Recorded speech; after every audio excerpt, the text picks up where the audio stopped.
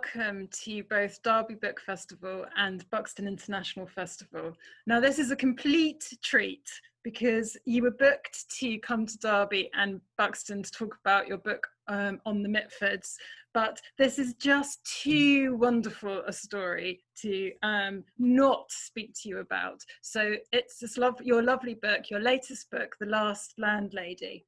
And I think it's fair to say that it was a Guardian, Spectator and Mail on Sunday Book of the Year, and it has the most glowing reviews, which I wholeheartedly endorse, as you will come to see, because I'm a complete gusher when it comes to this book.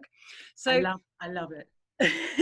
Laura, tell us who Vi, the Last Landlady, is. Oh God, she's I've got her picture here, but you won't be able to see her very well. But that's her as a girl of 15. She was terribly glamorous. She, my great grandfather, whom I never knew, was a publican, London publican, and my grandmother, I think she viewed it as a vocation. Really, she sort of assumed the mantle of publican, and during the war, when he was getting on a bit, and she sort of ran the pub during the war. She always said it was the best time of her life. You can imagine this terribly good-looking woman with, you know, everyone coming into the pub and loving it. And then after her father died, so this pub that she'd been running, she was basically slung out because she was a woman. A wife could have taken it over, but not a daughter. So she had my mother.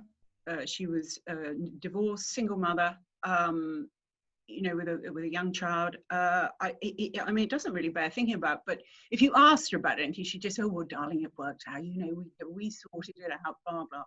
Anyway, eventually, she was given a pub of her own, but it was a country pub, and she was a very London girl. You know, she always wore, she was, Estee Lauder was like her goddess, clothes from Beecham Place and all this sort of thing. And she always went to London one day a week to Wheelers she loved and everything. But she ran this country pub full of farmers and everything who were fantastic. And she turned it into, I mean, I spent a lot of my childhood there. Very weird childhood, dog racing, pubs. You know, my parents were pretty social, and I was at this pub, and I'd always wanted to write about it. And when I started writing about it, I could not believe how much I could remember. And it was a brilliant pub. You know, everyone sort of still says, you know, everybody went. It wasn't just the farmers, the town people, everything. But it was her, and I became very interested in this idea of what makes a good publican, which of course is very difficult for them to do now. You know, pub chains, pubs are in all sorts of trouble. I mean, the trouble they're in at the moment doesn't bear thinking about, but they were in trouble before. You had managers. You didn't really have such a thing as a landlord or a landlady. And I think they are what make a really great pub. And she was a very good landlady. So it's really about her and her style and her confidence, this female confidence that we've been talking about.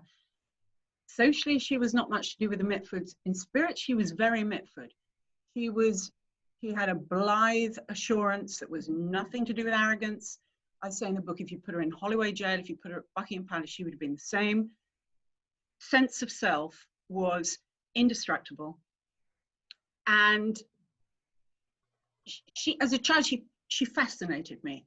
She wasn't grandmotherly, you know, she wasn't, you had to step up to her mark, you know, if anything went wrong at school, she'd go, well, chin up, pub code, you know, put your face on and get on with it. And it's, she did have an incredible style. So it's about her, but through her, you know, the pub and what it has meant, particularly, I know other countries have pubs, but particularly to England, I think, because I think there's something about the English, I don't know whether, can you have national characteristics? I tend to think you can. And there's something about the English that does respond to the pub. And of course, it's going from our lives. It's really a social history.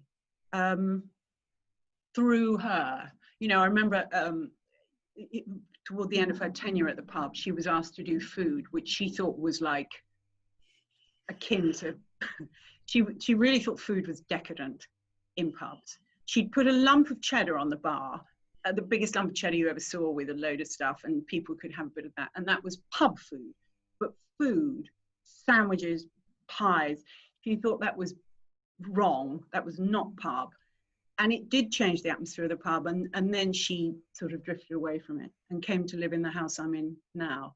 And all around me are her decanters and her brandy glasses and everything.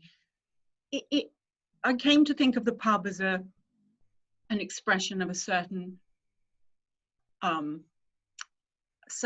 philosophy of life, you know, acceptance of transgression, a rather forgiving.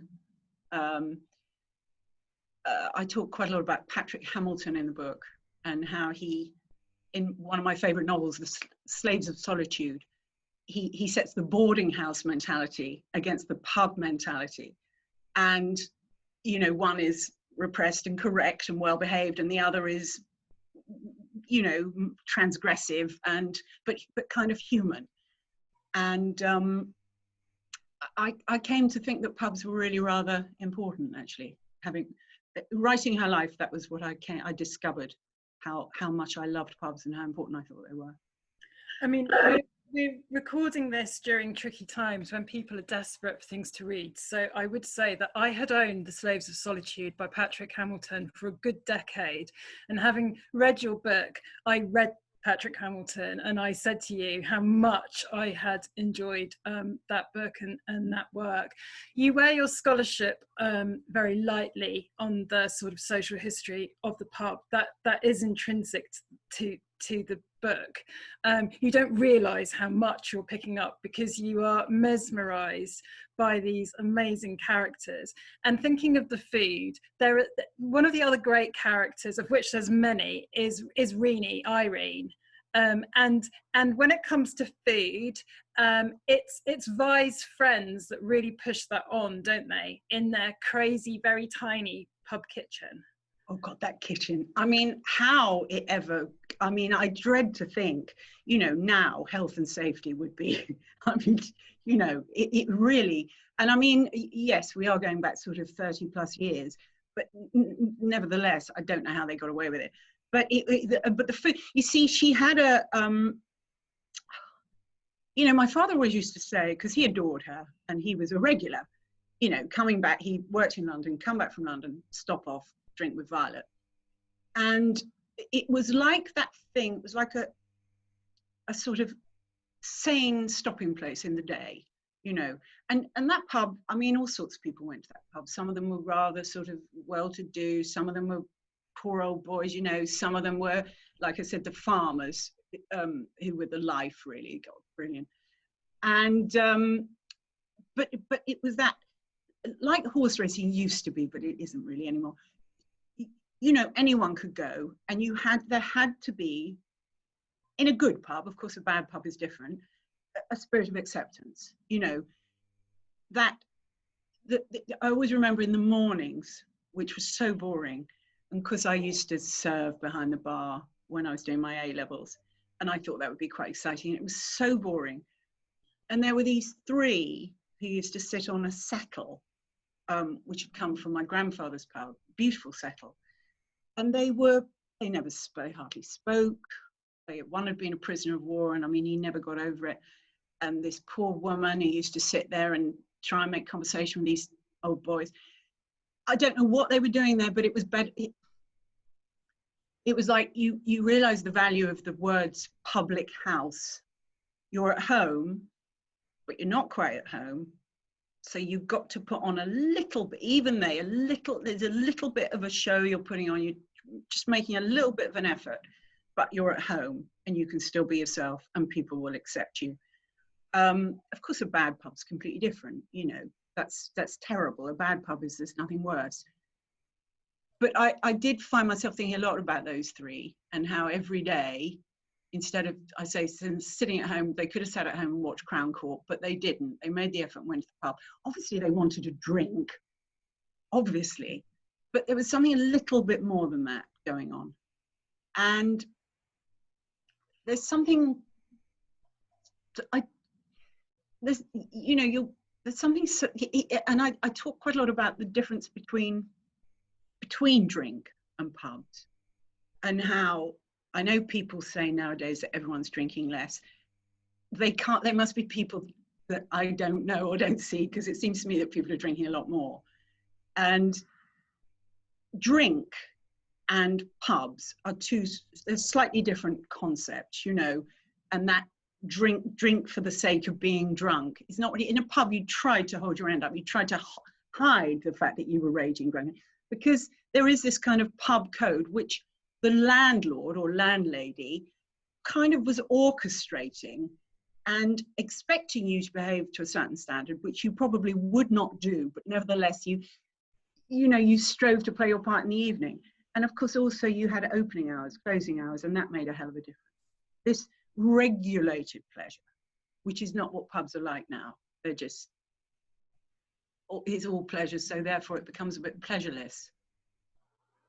Tell us a little bit about Victor, because it's important for my next question is to kind of get this picture of the key protagonists in this. Oh yeah, well, Victor, that's not his real name. I always get a bit giggly when I think about him, because he was quite a smart sort of man.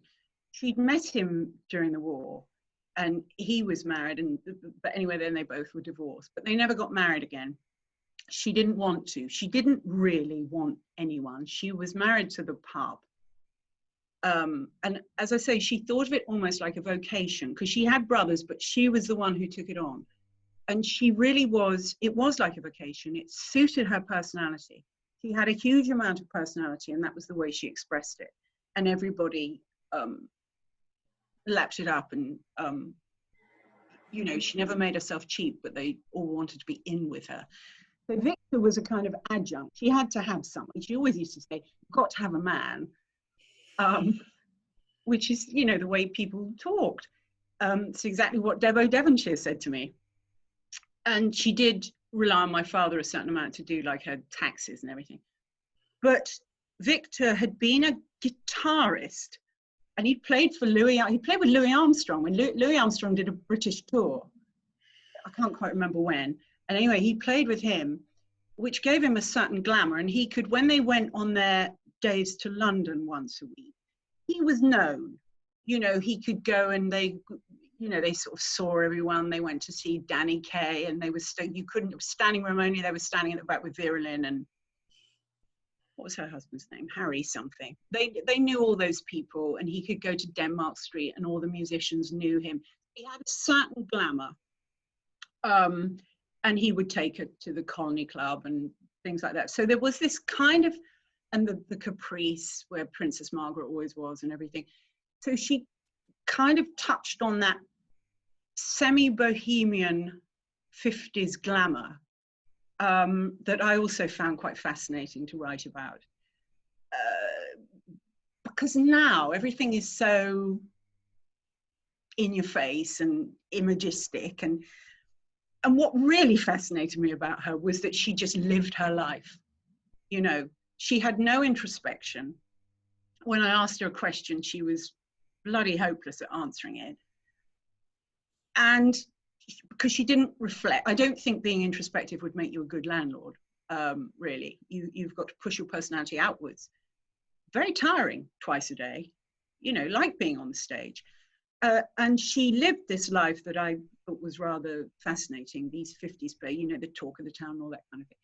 And Victor, I remember him as a kid because he always wanted to take me to the ballet because his brother had danced with Lou Grade or something. But, as a kid, you're too silly to go along with these things. And I should have gone and it would have been brilliant, but I was too sort of wrapped up in myself. But he had a kind of glamour, but he was an adjunct. And in the end, he just suddenly married somebody else. And I know people thought she was very upset about it. I don't think she was at all, really. But it was an interesting relationship. Her closer relationship really was with Irene. That's also not her real name. who was a bit of a cow, really. And she'd never forgiven Violet because her husband had been madly in love with Violet during the war and what have you. And all those undercurrents. And of course, the bit in the book that it did make me laugh out loud when I was writing it. Because as a kid, I'd sit in the little sitting room. She always had 2 chihuahuas, and I'd sit there, always a bowl of Quality Street. The chihuahuas, always Harper's and Queen. And in the kitchen, you could hear these 2 women making coffee, making whatever, talking in the most appalling way, really, about all the customers. But it was always very elliptical. So as a kid, I didn't really understand, you know, she'd say something like, well, he's gone off with old, so, oh, well, she's a old tart and all this kind of thing. It was always elliptical, and then they'd sort of murmur, it would die off. I remember them telling a story about how they'd been shown, my grandmother had been shown pictures, this woman had just gone on honeymoon with this old boy, and he'd come back and shown her, the wife had shown her all the pictures of him in the nude. I mean, the customers sort of, you know, but it was how they talked about it. It was so funny, and you're sort of absorbing the sound of adulthood, really, I suppose. And also that sense of backstage. Once you went in that little sitting room, you were off stage, and then the minute that opened, the pub, and they just, yeah, I suppose it was like actors in a dressing room or something, but it was the sound of adulthood to me. And then, of course, as I got older and started putting names to faces and all that, oh God, that's the one who did that, that's the one who did that. And inevitably, some of the glamour sort of died away once you get to know things, but also pubs were starting to change. But as a kid, it was the apotheosis of light and magic to me. Christmas there, I've never had Christmases like it since, you know. And the bar, that glass on glass of the bar. Yeah, I probably imagine it too beautifully, but it's, you know, those pictures are in my mind. There's a lovely book from the which is on the back of the paperback, which likens the book to a Terence Davies film. And I have to say, I read that and I'm a huge fan of his. And I thought, gosh, well, if it's anything like, you know, that would be nice if it kind of was, which the book absolutely is. And the book, I mean, if anyone's watching and can make this into a TV series, I think this is very important that this gets done. I mean, the people that made A Very British Scandal about the Jeremy Thorpe incident, they would have a field day with this. The characters are wonderful, the setting is wonderful, that sense of an England lost is absolutely there with spades. And also in Vi, you have this amazing role for an older actress. Mm-hmm. And with that in mind, is there somebody that could play Vi? She would, oh my goodness, Vicky, if she could hear you. She didn't die that long ago. I tell you what, whiskey every night and fried breakfast can get you to 96. I probably shouldn't say that, but she was 96. Yes, I mean, she's a gift of a role for, I can't think of anyone at the moment, really. But I mean, we've got the most amazing older actresses in this country, haven't we? I mean, just amazing. It is a gift of a role. She's so firm in my mind. I can't imagine anyone doing it somehow. But yeah, I love what you're saying. I mean, I think it would look amazing on screen. I mean, I think Helena Bonham Carter can actually. Oh God, yeah. Pretty. She's actually quite good at playing across kind of class boundaries. I've seen her in things where she's been a resolutely working class sort of grande dame, and I think that she could do something like that. But also Vi had a penchant for Harrods, didn't she? So I mean, that's just such fun. Oh God, Helena Bonham Carter is I love Helena Bonham Carter. That's pretty inspired, actually. Yeah, she loved Harrods, but she did always used to say, oh, but a swank, all that kind of thing. Well, of course, there used to be a pub at Harrods. I remember going there when I was a kid. You went down in the basement, and there was the Green Man pub, and she could have a schooner of sherry with all her green and gold bags around her. She had style, Violet. She had style. She had a lot of personality, and she was like I said about the Mitfords, she was a good, I hate role model as a phrase, but she's someone I have in my head, and when I feel a bit sorry for myself or something like that, she's there. She's there for me. Which leads me perfectly to my final question, which is really, without prying, Laura, you're a character in this book. You're narrator, you are granddaughter, you're barmaid, you go to ballet school, you go to Oxford. Obviously, your parents do feature in the book, but has Vi made you? Has Vi made you the author that starts with a book about dog racing and goes into Newmarket and just tackles those subjects so fearlessly? A bit. My father as well. I mean, he was like a gambler, and the dog racing, which I now disapprove of so much, it's not true, but that was my childhood as well. And horse racing. I lived in Newmarket because when Dad died, he left me a horse. They were both, it's funny, they were both ultra respectful, but a little bit bohemian, whatever. But I don't think of it like that. I just think of it as England, really. And I don't mean that in any, I don't know, it's such a loaded word these days, isn't it? They both symbolize a kind of rather racy past that I don't think we have anymore. I always think of my grandmother's, her patron saint was Max Miller, really, that kind of, a little bit louche, little bit, but sane, beautifully sane. So I think her and Dad gave me an upbringing that was a bit unusual, because yes, in the middle of it all, I'd go off to ballet school. And my adorable mum, who's behind the door here, who was the black sheep because she hates alcohol, and she was kind of like the rock, the anchor. But I've written about Violet and my father because they both represent worlds that we don't really have anymore, I suppose. I feel very blessed, really, to have had that childhood. Unusual, but and very secure, I've got to be honest. But imaginatively very stimulating. A bit like a Mitford childhood, but quite different.